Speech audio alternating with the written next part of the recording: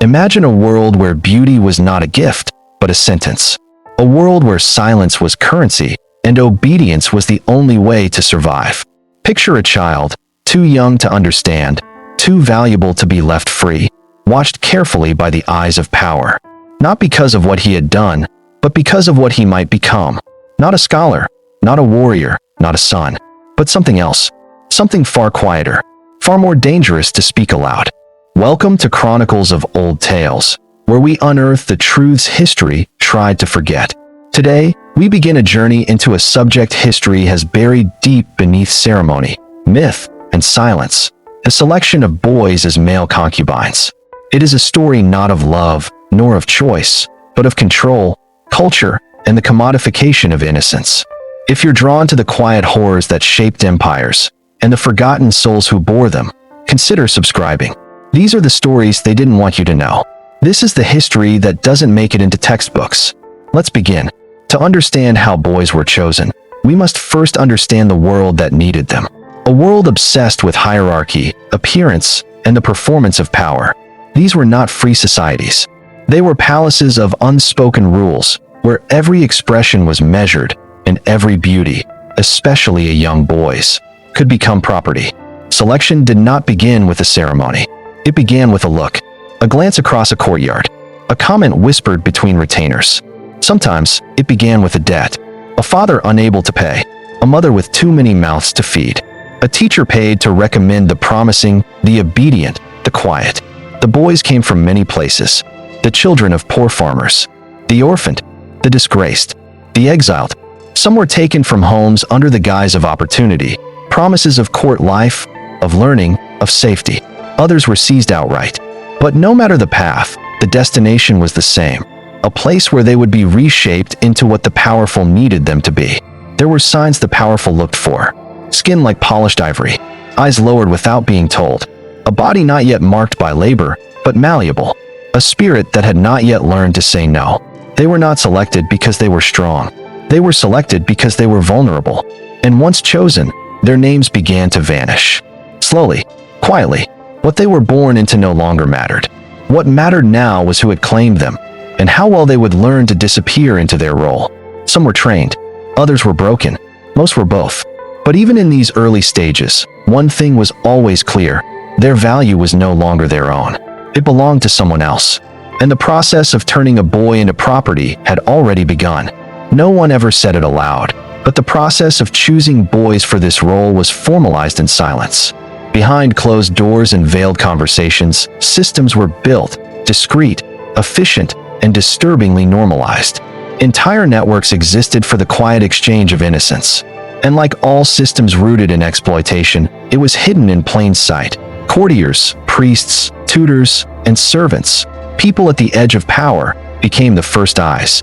They were tasked with identifying boys who fit the mold: passive, attractive, compliant. In many cases, these boys were recommended to nobles or temple authorities under the pretense of education or service. But everyone knew what that often meant. Monasteries, palaces, and elite households began to resemble recruitment centers, even if no one used that word. Some kept informal lists. Others relied on word of mouth, on the hushed approval of those who had seen the boy behave, seen him not speak back, not resist, not cry when left alone too long.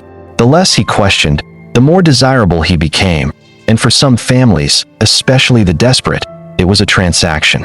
A boy's future traded for grain, for land, for relief from punishment. To them, it was not cruelty, it was survival. The shame was buried beneath layers of ritual and tradition. But for the boy, there was no such shield. These systems did not see children. They saw potential. They measured worth in posture, in stillness, in silence. Even more disturbingly, there was a performative aspect to it all. Some boys, especially those old enough to understand the stakes, were taught how to walk, how to smile without showing teeth, how to speak in delicate tones. Their training began before their selection was ever confirmed. It was preparation for being owned. In some societies, this process was cloaked in ceremony, robes, incense, blessings. In others, it was raw and immediate, with the boy removed from his family with barely a goodbye. Either way, the machinery was cold, efficient, repeating itself across generations. And always the same ending.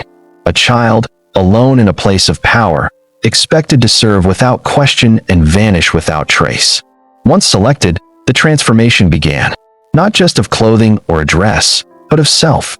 The boy would be taken from what he knew and remade in the image of someone else's desire. This was not education. It was erasure, refined over generations and wrapped in the language of refinement and service. Training began with the body. He learned how to move without sound, how to kneel just long enough without trembling. Posture became more than etiquette. It became a form of submission. Every gesture was corrected, every instinct discouraged. He was sculpted into something pleasing, something graceful, something less than whole. Then came the voice. It was not to be raised. It was to soothe, to flatter, to defer. He was taught how to speak carefully and when not to speak at all. Silence became a survival skill. Too much honesty could ruin him. Too much personality could cost him everything. Clothing became its own prison. Robes were chosen not for comfort, but for beauty, color, fabric, layering, all designed to please the eyes of others. What he wore was never his decision. He was a canvas for someone else's taste. And beneath it all, there was another kind of training. The unspoken kind. He learned to read the moods of those above him, to anticipate anger before it came, to apologize before being blamed, to flatter even the cruel. He learned, quickly, that safety depended not on justice, but on submission. Any act of resistance, no matter how small, was seen as a flaw, and flaws were corrected harshly or discarded entirely. Some boys adapted by building inner walls. They split themselves in two, the face they showed and the self they hid. Others didn't last. Quiet disappearances, whispers behind fans. No one asked too many questions. The goal of this training was not excellence. It was erasure. The boy was to forget who he had been, to become what was expected, and to do so perfectly that he would forget he ever had a choice. And perhaps that was the cruelest lesson of all, to be remade so thoroughly that even survival felt like obedience. By the time training ended, if it ever truly did, the boy was no longer seen as a child. He was an ornament, a function, a possession. He had been given a role, and now he was expected to play it with perfection, no matter the cost. To the outside world, he might appear elevated, draped in fine silk, walking behind lords, sitting quietly in grand halls. But these symbols of refinement were not protection. They were shackles stitched in gold. He was not honored. He was displayed. The role varied from place to place. Sometimes he was kept in temples or courts, a presence meant to inspire calm or reflect the master's taste. Other times he served more intimately, silent in private chambers, never quite acknowledged in public. No matter the setting, one rule always applied. He did not belong to himself. He was expected to entertain without overshadowing, to listen without reacting, to endure humiliation without protest. Smiles were required. Pain was not permitted. And yet, those in power often convinced themselves this was benevolent. They called it protection, favor, even love. But true affection does not erase identity. It does not require silence as proof of loyalty. In some settings, rituals were created to obscure the violence beneath the surface. Elaborate ceremonies, scripts, blessings. They transformed coercion into tradition. They made it palatable to the elite. They made it sacred. And that made it harder to question. Because when suffering is wrapped in ceremony, who dares call it cruelty? For the boy, the contradiction was endless. He was told he was special, yet treated as disposable. He was adorned in beauty, yet stripped of freedom. He was praised for obedience, yet punished for existing. And perhaps most insidiously, the role he was forced to play was never meant to be permanent, but its scars would be. When the master grew tired, or when youth began to fade, the role vanished. But the damage remained. Some were cast out. Others were reassigned to lesser duties. A few were married off, forgotten, hidden away in the folds of history. But none were asked who they wanted to be, because that was never the point. Behind every selection, every robe, every word whispered in the dark, there was always a transaction. Beauty was not just admired. It was bought, traded, leveraged. The boy's existence became a commodity, and the world around him was built to profit from it. Families who offered their sons did so not out of pride, but desperation. Some received payment. Others gained protection, food, or favor. It was a cruel barter system disguised as opportunity. The boy's body became a kind of currency, valuable only when it pleased. And it didn't stop with the families. Entire social networks thrived on this hidden market. Courtiers who could source the right boy were rewarded with influence. Temples that accepted such offerings gained political clout. The powerful competed for the most beautiful, the most submissive, the most refined. A silent auction where no paddle was raised, only glances, nods, and cold calculations. No official records were kept. That was the point. This market survived because it was invisible, and in that invisibility, the worst abuses could flourish unchallenged. Some boys, considered particularly valuable, were treated like rare possessions, guarded, shown off, passed from hand to hand. Others were treated as expendable, their worth used up before they could speak their own name aloud. Even the rituals of training had an economic purpose: to increase value, to ensure the boy would not embarrass the owner, to transform raw innocence into a polished tool of performance. It was branding, not education. And when a boy aged or his beauty faded, so did his worth. This system thrived because it was profitable, not in coin alone, but in status, in control, in silence. And the boy, no matter how obedient, never owned any part of himself. Not his voice, not his past, not his future. He was born human. But in this economy, he was property. Every act of exploitation demands a story to justify it, and the world that used boys in this way had many. Some cloaked it in religion, others in culture. Some simply called it tradition. But all served the same purpose: to make the powerful feel righteous while the powerless were erased. In temples and courts, words like devotion, discipline, and service were repeated until they no longer sounded cruel. The boy was said to be fulfilling a role ordained by custom or fate. His silence was framed as grace, his suffering as honor. In religious settings, sacred texts were sometimes bent to allow the unthinkable. The boy became not just a servant of man, but of the divine, his body and obedience rebranded as offerings. Power did not need to justify itself when wrapped in ritual. The altar became a stage, and suffering was made holy. In royal and noble courts, the language shifted. There, it was about beauty, refinement, loyalty. The boy was praised for being delicate, for knowing his place, for never asking questions. Any protest could be painted as betrayal, any resistance as failure. And so the narrative was carefully maintained. He was chosen, not taken. He was fortunate, not trapped. He was adored, not owned. These lies were so thoroughly woven into the fabric of society that even the victims sometimes believed them. Some boys, desperate to survive, convinced themselves that submission was love, that pain was privilege, that they were lucky, because what other choice did they have? Those who questioned the system found themselves silenced, or worse. The world did not reward truth-tellers. It protected its illusions. And the illusion that this was right, or necessary, or beautiful, was guarded more fiercely than any fortress. The cruelty of the system was not only in what it did, but in how it taught its victims to carry its weight with a smile. And perhaps that is what made it so enduring. In a system built to erase identity, resistance rarely looked like rebellion. It looked like hesitation, a turned gaze, a delayed answer, a breath held too long before speaking. For boys trapped in roles they did not choose, survival became a form of resistance. And even silence had its own defiance. They had no armies, no allies, no language of protest that could be spoken safely. But still, some found ways to push back, quietly, subtly, at great risk. Some delayed their training. They feigned illness. They failed to please. Not enough to be punished openly, just enough to be passed over, to be left alone, for a little while longer. For others, the rebellion was internal. They built secret selves, memories they refused to let go of, a name whispered only in dreams, a face they refused to forget. There are rare stories, too, of escape. Boys who fled their households, who vanished into forests or cities or the anonymous underclass. Most did not make it far. The system was designed to track, to retrieve, to silence. But the fact that some tried it all was proof. Not every soul could be broken. And then there were those who resisted through care, who looked after younger boys, who taught them how to endure, how to avoid the worst punishments, how to disappear when it mattered. They became protectors in a world where protection was forbidden. This kind of resistance left no monuments, no songs, but it mattered. It was a refusal to be fully consumed, a refusal to become what the system wanted them to be. The tragedy is that we will never know their names.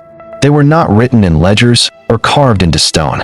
They existed only in the margins, in glances, in shared crumbs of food, in whispered warnings passed in the dark. But in those fleeting acts, we see something powerful, that even in a world designed to erase them, some boys refused to vanish quietly. What happened when the role ended? When beauty faded? When a boy grew older? When his presence no longer served the desires of the powerful? In systems built on disposability, there was no plan for what came next, only silence, and the slow unraveling of a life that had never truly belonged to itself. Some were cast out quietly, a gift of clothing, a few coins, a promise never to return. Others were reabsorbed into the margins, made servants, scribes, or nameless attendants in households that no longer saw them.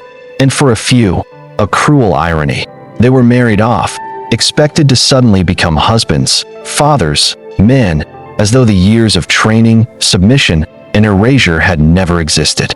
No one asked how they were meant to live after that. Some tried to start over. But how do you build a life when yours was never allowed to begin? The damage was not just physical. It was structural, psychological. Entire identities had been built on silence, shaped by fear, manipulated by power. In many cases, the trauma was passed down, not through stories, because these men rarely spoke of what had been done to them, but through distance, mistrust, and pain they could not name. Children sensed it. Spouses felt it. A life spent being owned does not end when the role does.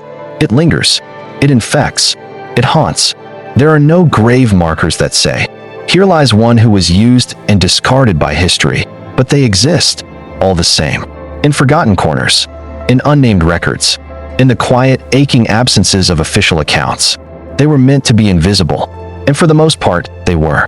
But invisibility does not mean peace, and forgetting is not the same as healing. What allows such a system to survive? Not just the cruelty of the powerful, but the silence of everyone else. The parents who looked away, the servants who whispered but did nothing, the scholars who recorded the glory of courts but omitted the suffering within them.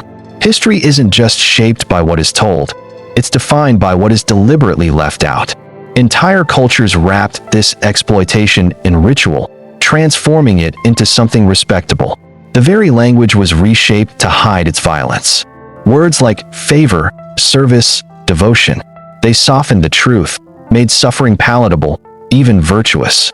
And people accepted it, because questioning meant danger, because speaking out meant exile, because in every generation, someone always found a way to believe that what was happening must be necessary, or traditional, or simply too old to be wrong. This was the culture of complicity, a world where survival meant silence, and silence meant survival. Everyone played their part, even those who knew better, especially those who knew better. Artists painted scenes of refinement that excluded the shadows. Poets praised beauty while ignoring its price. Leaders who built systems of selection also built myths to hide the machinery behind them. And this legacy survives, not because it is remembered, but because it was never properly accounted for. To this day, these stories are hard to uncover not because they didn't happen, but because so many worked so hard to forget them. What we inherit is not just silence. It's the structure of forgetting. And every time we refuse to name the cruelty hidden within past glory, we help that forgetting continue to speak of these boys now. Years, centuries later, is not to reopen wounds. It is to finally acknowledge them. To trace the outlines of lives that were buried beneath titles, behind ceremonies, between the lines of official records. They were not meant to be remembered, and that is exactly why we must. History is not kind to the voiceless. It favors kings, conquerors, the builders of empires. But beneath every grand story lies another, quieter one, where beauty was punished, obedience was survival, and children were currency. To remember these lives is not to dwell in darkness. It is to drag injustice into the light. To ask, who benefits when others are silenced? Who decides whose suffering is worth recording? And what does it mean, today, to tell the truth about a world that denied so many their right to exist on their own terms? There is power in the telling, not to change the past, but to refuse the forgetting. to stand against the idea that suffering, once wrapped in gold, becomes somehow noble. Let us not pretend these systems are dead. They have changed form, shifted names, crossed borders. But wherever beauty is treated as a commodity, wherever children are taught to obey before they can dream, the ghosts of the past still walk among us. And so, we end not with closure, but with clarity. What was done cannot be undone, but it can be named. And when it is named, it cannot so easily be repeated. Close your eyes, if you wish, and listen to the silence history left behind. The kind that settles between palace walls, beneath layers of silk, behind the eyes of those who were never asked what they wanted. The silence of boys who were trained to smile, to bow, to disappear. That silence is not empty. It is filled with everything they were never allowed to say. We began this journey asking how boys were selected to become concubines. But what we uncovered was far more than a process. It was a system, a machinery of control, devotion, performance, and profit. One that did not just take bodies, but erased identities. And still, they endured. In stolen moments of resistance. In the simple refusal to forget who they were. In surviving systems designed to strip them of selfhood. Their resilience is not loud. It is not gilded. But it is there, and it deserves to be remembered. If this story has unsettled you, it was meant to. Because some truths cannot be told gently, but they must be told. Thank you for walking this quiet path with us. If you believe more people should know about these hidden stories, the ones erased by power and preserved only in shadows, consider subscribing to Chronicles of Old Tales. Share this story. Start a conversation. Help us bring voice to the forgotten. And before you go, comment below, what history do you think has been deliberately left out? We want to hear from you. Until next time, stay curious, stay compassionate, and never stop asking what else the history books forgot to mention.